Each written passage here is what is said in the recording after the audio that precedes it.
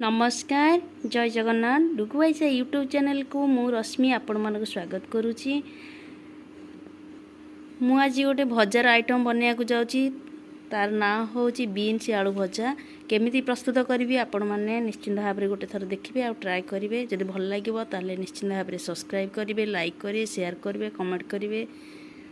देखंतु केमिति करुच्ची। प्रथमे बीन की छोट छोट पीस करके काटी दउची। देखो ये टाइप कटा हे।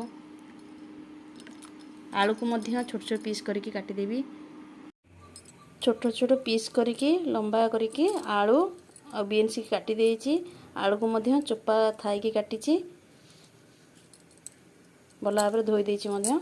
चलते पे भाजीबा। प्रथमे कड़ाई बसई देइची। कड़ाई तातिया पई किछि समय छाड़ी दउची। कड़ाई ताती गलानी।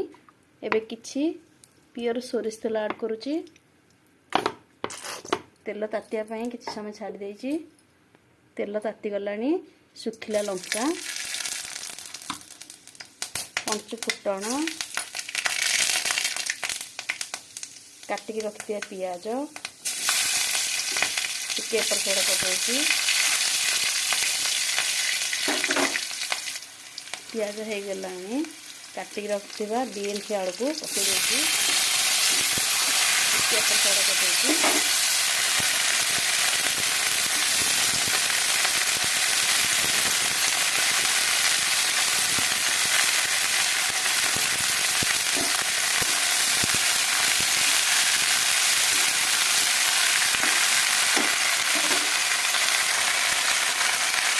हलदी पाउडर गोटे चामच,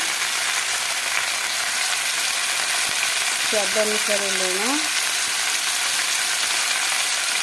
टिके एपर देइची।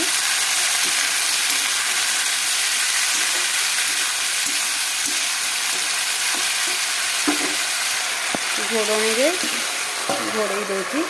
किछि समय गैस को कम रखी देइची।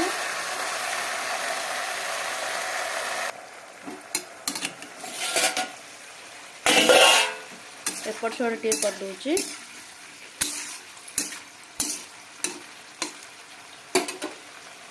फिर किसी समय पई घोड़े दूची।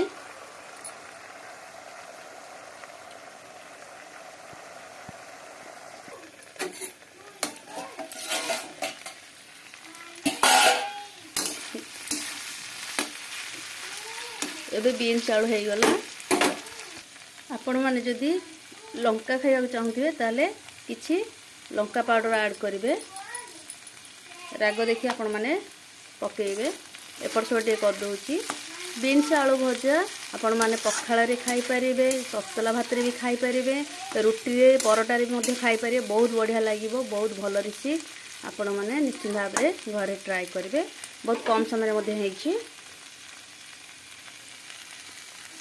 सुंदर भी देखा जाउची। ग्रीन ग्रीन भी अच्छी बीन्स